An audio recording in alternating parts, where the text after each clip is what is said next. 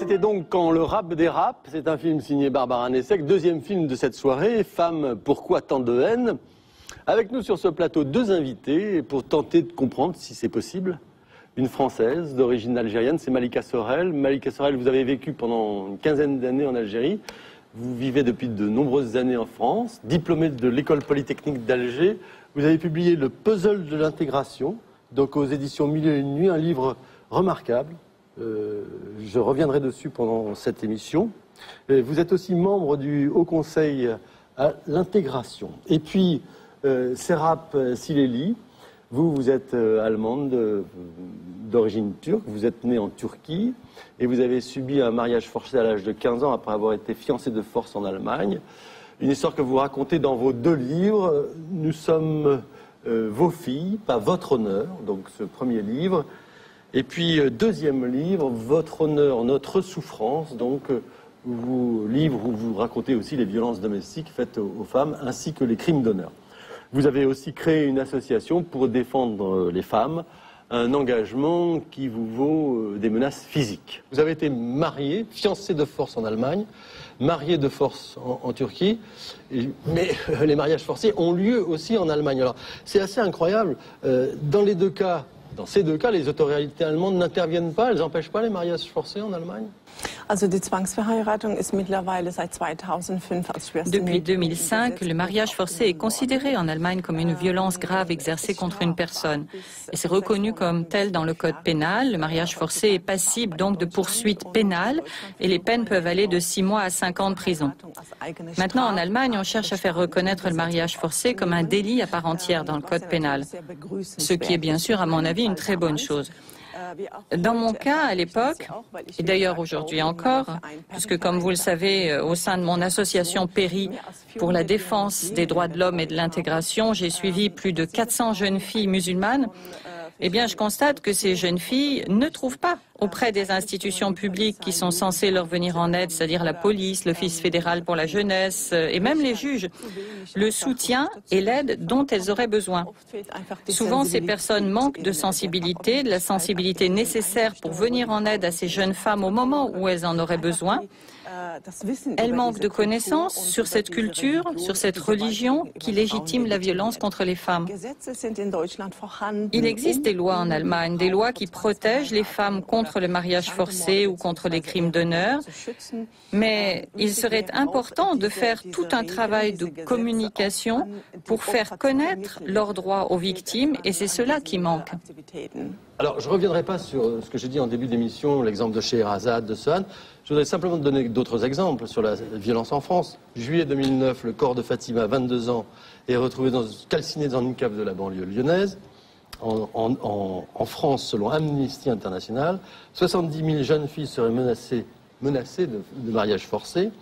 Et entre 2004 et 2007, les violences volontaires à l'encontre des femmes ont augmenté de 30%. Et si le problème ne se limite pas évidemment aux banlieues dures, les chiffres montrent que la situation y est beaucoup plus dramatique qu'ailleurs pour les femmes. Par exemple, selon l'INSEE, le nombre de violences conjugales en Seine-Saint-Denis, département connu pour ses nombreuses cités, est 3 fois plus élevé que la moyenne nationale. Depuis 2006, pas moins d'une agression sexuelle sur 2 aurait lieu dans les cités. Alors, Malika Sorel, est-ce que vous confirmez que depuis la mort de Sohan, la situation s'est dégradée dans ces cités? Oui, la situation se dégrade et nous n'osons pas en parler de crainte de stigmatiser ces populations, alors qu'au contraire, la vérité a une dimension, une vertu pédagogique. Il y a aujourd'hui une prise de conscience dans le monde politique. Alors, ça fait peur à certains parce qu'effectivement, on a laissé pourrir la situation pendant des années et c'est évident qu'on n'arrivera pas à assainir la situation en seulement quelques mois. Donc, ça fait peur à certains, comme je viens de le dire. Certains hommes politiques et femmes politiques instrumentalisent. Alors on va revenir à ça, Malika, parce que vous en arrivez tout de suite aux solutions. Mais si vous voulez, on va décrypter un peu le constat. Mais la situation, vous parlez de dégradation, oui, elle se dégrade et nous devons en parler. Alors, je rappelle la situation en Allemagne que j'ai rappelée au départ, avec ces crimes d'honneur qui se déroulent régulièrement et ces mariages forcés. Augmentation de 15% des mariages forcés. Est-ce que ça vous semble la réalité ou très en dessous de la réalité ? Eh bien, disons que la réalité, c'est qu'en Allemagne, au cours des 10 dernières années, il y a eu environ 70 crimes d'honneur. Donc, nous, On le voit au HCI parce qu'on rencontre aussi des docteurs et qui nous disent que les jeunes dans ces populations se rendent compte dès l'adolescence que leur corps n'est pas leur propriété. Donc ce ne sont pas des êtres humains. Donc pour moi, il faut oser dire que ce sont des crimes d'horreur. L'an dernier encore, une jeune fille de 15 ans a été assassinée en Allemagne par son propre père et à coups de couteau. Le père a certes été condamné et il a été condamné à une lourde peine. Mais ce qui m'a choqué, c'est que la juge n'a pas voulu considérer cette affaire comme un crime d'honneur. La jeune fille était voilée et il y avait des rumeurs qui d'ailleurs m'étaient parvenues et qui laissaient entendre qu'on l'avait forcée à porter le voile. Mais cela n'a pas été repris par la presse allemande. Je trouve que la presse allemande a malheureusement trop souvent tendance à censurer ces informations, qui sont pourtant très importantes. Elle cherche évidemment à éviter tout risque de stigmatisation. En fait, les médias jouent le même jeu que les responsables politiques et les représentants de l'Église. Et ce jeu n'est pas anodin, car ils se rendent à mes yeux complices. Ils se taisent toujours face à cette réalité. Comme tu le disais tout à l'heure, il est de la responsabilité des gouvernements des États de stopper ces réseaux de l'islamisation et de dire clairement une fois pour toutes que le mariage forcé est interdit. Et il ne doit pas y avoir, au nom de la religion ou de l'honneur, d'atteinte aux droits de l'homme. Vous racontez qu'un éditeur à qui vous aviez proposé votre manuscrit, donc un éditeur, quelqu'un qui est censé communiquer, vous a répondu « Votre histoire est si bouleversante et terrible qu'elle pourrait renforcer la xénophobie. Pour cette raison, nous ne pouvons pas publier votre livre. » Et vous poursuivez « Je ne pouvais pas le croire. Qu'est-ce qui s'est passé avec les Allemands? Pourquoi ils réagissent si prudemment? Ma seule explication était l'histoire de l'Allemagne, vous dites. Apparemment, le nazisme et la culpabilité ont toujours été un effet paralysant sur la société allemande. Les droits de l'homme et la dignité humaine ont été sacrifiés sur l'autel de la liberté des religions, de la tolérance et de l'illusion multiculturelle. Fiasco total, si c'est ça. Et vous dites, de votre côté, pour les Français, c'est pareil. C'est pour la France également. Vous dites, et vous, de votre côté, vous dites, c'est la culpabilité coloniale. Regardez le débat à l'heure actuelle. Voilà. Dès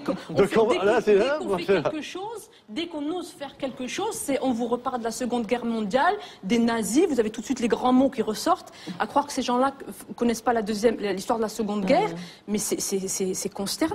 C'est consternant. Il y a même des gens qui ont osé. Noël Mamère parle des territoires en France. Il a parlé de territoires occupés à un moment donné. Il fait exprès de faire le parallèle avec la Palestine parce qu'il sait parfaitement que beaucoup de gens des banlieues se vivent d'abord comme des Arabes et donc vibrent avec la Palestine. C'est comme ça que le conflit israélo-palestinien a été importé chez nous. Mais je crois véritablement que quand vous parlez des citoyens, il faut dire ça, de racisme.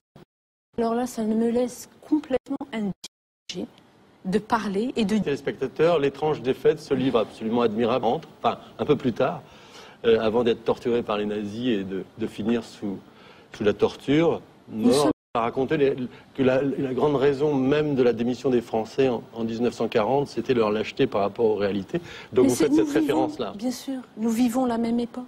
Il y a de la lâcheté, de la peur. Quand même. Non, je n'exagère pas au vu des conséquences de ce qui est en train de se produire. Si vous saviez dans quel état est notre école, et on continue à l'accuser, à dire que c'est la faute de l'école et des enseignants, ils ne sont plus en situation de... C'est rapport avec cette vision grave, quand même, dramatique que donne Malika Sorel pour l'Allemagne, j'entends.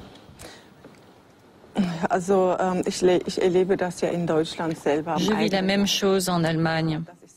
Moi aussi, j'ai constaté que très vite, on me bâillonne. Et ce sont même souvent des Allemands. Je ne parle pas seulement de mes adversaires, de Turcs ou d'Arabes. Ce sont souvent des Allemands qui, après avoir assisté à des manifestations que j'organise, me menacent en me disant « on sait où vous habitez ». On sait que vous n'en avez plus pour très longtemps à vivre. Moi, la seule chose pour laquelle je milite, ce sont les droits de l'homme, les droits de la femme, pour les femmes musulmanes. Je voudrais un monde sans violence dans la communauté musulmane. Je critique la position actuelle de la femme dans le monde musulman. Je critique le fait qu'elle soit assujettie, subordonnée à la volonté des hommes. Pour résumer, je me bats pour que les droits de l'homme s'appliquent aux femmes et pour la liberté d'opinion. Et c'est pour cela qu'on m'accuse de xénophobie. On prétend que moi, j'attise les tendances xénophobes. Et dans une de mes réunions, et ça je ne suis pas près de l'oublier, une Allemande a même osé me dire que j'étais financée par le NPD et que je travaillais avec l'extrême droite néo-nazie pour que je m'autorise à donner une si mauvaise image des musulmans qui vivaient en Allemagne et de l'islam en général. Elle m'a dit que je disais du mal des Turcs. Elle m'accusait donc d'être financée par l'extrême droite. Donc même des Allemands, à cause de leur culpabilité face à leur passé nationaliste, m'insultent aujourd'hui encore. Mais je trouve qu'au cours des 16 à 20 dernières années, je suis devenue plus forte en Allemagne. J'ai appris à me battre sur tous les fronts, contre les musulmans bien sûr, mais aussi contre les Allemands qui me mettent des bâtons dans les roues. Quand des hommes politiques prônent en Allemagne une politique de l'intégration laxiste, quand des religieux tels que Mohamed Çiftçi, le président de l'association Invitation au paradis, un homme qui a d'ailleurs le soutien du fameux Pierre Vogel, quand cet homme donc peut dire impunément en Allemagne qu'il est normal qu'une femme adultère soit lapidée, et quand cet homme a encore le droit de prêcher dans certaines mosquées, je ne peux que marquer mon désarroi. Comme vous l'avez dit, je suis venue en Allemagne quand j'ai commencé à lutter pour la libération des femmes musulmanes.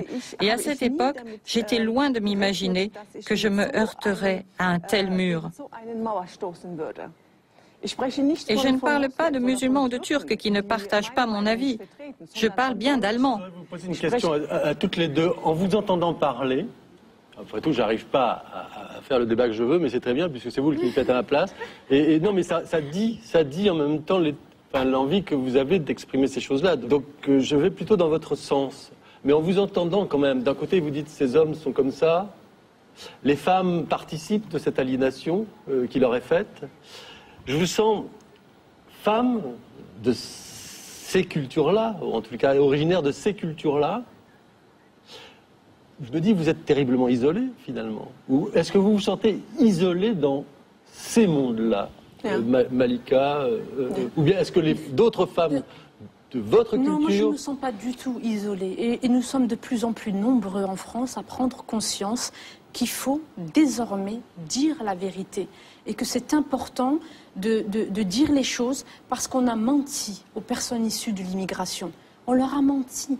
Lorsque vous venez d'autres univers, lorsque vous ne possédez pas les mêmes normes collectives et qu'on ne vous les transmet pas dans la société d'accueil, qu'on vous laisse importer vos propres modes de comportement et qu'ensuite vous êtes rejeté parce qu'on ne vous reconnaît pas comme quelqu'un qui porte la même identité, tout simplement, de la même manière que Français qui vivrait avec ses manières parce que je ne fais pas de hiérarchie, ce n'est pas mon propos, c'est le fait qu'on doit respecter l'identité des peuples sur leur territoire. À la question initiale, est-ce que vous vous sentez isolé? Vous me dites non, il y a de plus en plus de femmes... de plus en plus de républicains et de républicains qui comprennent ce que c'est les valeurs de la République, pas ceux qui les utilisent pour cautionner le multiculturalisme avec les dérives que nous observons.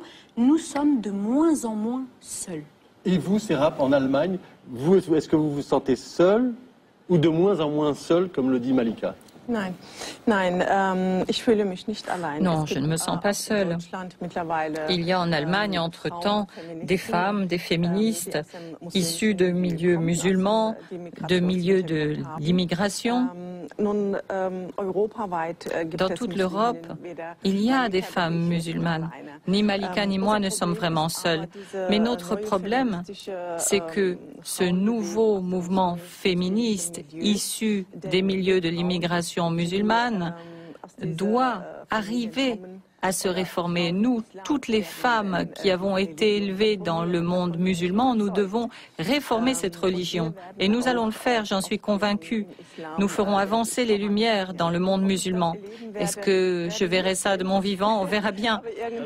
Très brièvement, Monsieur le Comte, notre point faible actuellement, c'est que nous n'agissons pas ensemble. Nous ne sommes pas en réseau. Chacun ou chacune travaille séparément. Et ça, c'est notre point faible. Les réseaux musulmans qui empoisonnent nos enfants sont beaucoup mieux interconnectés que nous. Nous, les musulmanes séculières, bien que je ne me reconnaisse pas comme une musulmane, vous avez votre association et vous êtes très engagé dans cette association. Alors voilà, j'ai essayé de mener ce débat, mais vous avez été plus forte que moi. Et je crois que pour les téléspectateurs, c'est mieux. Donc, mais voilà. j'aurais aimé quand même dire que nous avons également besoin des hommes dans ce combat. Non, mais vous comptez sur moi. Il faut le dire. Il ne faut pas que les hommes pensent que c'est un problème des femmes. C'est un problème de société. Oui, je le pense tellement peu que j'ai initié cette émission. Donc voilà, pour vous permettre de vous exprimer là-dessus. Voilà. Je comprends tout à fait ce qu'a dit Malika, Monsieur le Comte. J'ai d'ailleurs essayé de dire la même chose. Le problème, en fait, c'est que ça ne concerne pas que les immigrés musulmans. Cela déteint sur la société d'accueil. Je crois que ce qu'il était important de préciser également, c'était le fait que si tout cela est arrivé, c'est parce que notre société a laissé faire et parce que notre société elle-même est en crise d'identité. Et surtout, les hommes occidentaux sont dans une crise de la masculinité et beaucoup de chercheurs ont travaillé sur ce sujet. Donc il faut dire à nos hommes je voulais aborder cette question, qu'on les aime et qu'il faut qu'ils soient... nous les femmes, nous avons appris à faire ce que, entre guillemets, dans les stéréotypes, les hommes faisaient. Les hommes sont parfaitement capables d'être des hommes doux et en même temps des hommes masculin et je pense qu'aujourd'hui l'autorité se réinvite voilà. dans donc la société et c'est très bien. Maintenant cette émission est terminée, Malika. Voilà, merci Serpa, elle est vraiment terminée. Merci de l'avoir suivie. Je suis sûr que vous l'avez suivie parce qu'il y avait de l'enjeu. Si vous voulez en savoir plus, donc je vous invite à consulter les ouvrages de nos invités, donc de Malika Sorel.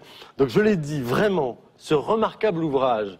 Je dis remarquable ouvrage, je dirais vraiment ça pour des livres. Puzzle de l'intégration, c'est ce que j'ai lu de plus intelligent sur la question depuis très longtemps. C'est aux éditions 1001 nuits, donc comme ça, il pourra avoir accès à l'ensemble de vos réflexions sur le sujet. Et puis donc, Serap Sileli, donc je rappelle, nous sommes vos sœurs, qui existent en allemand, pas en français malheureusement, donc je n'ai pas pu le lire. Nous sommes pas votre... Je ne dis pas qu'il est remarquable. Il est Valais et puis son deuxième livre dont je vous ai parlé tout à l'heure. Alors je vous invite aussi à surfer donc sur le très bon site d'Arte. Vous pouvez aussi nous écrire à Arte à l'adresse habituelle. Restez sur Arte, comme vous l'avez vu, c'est la télévision des surprises, la chaîne des surprises. Bonne soirée donc et au mois prochain pour d'autres surprises, j'en suis sûr.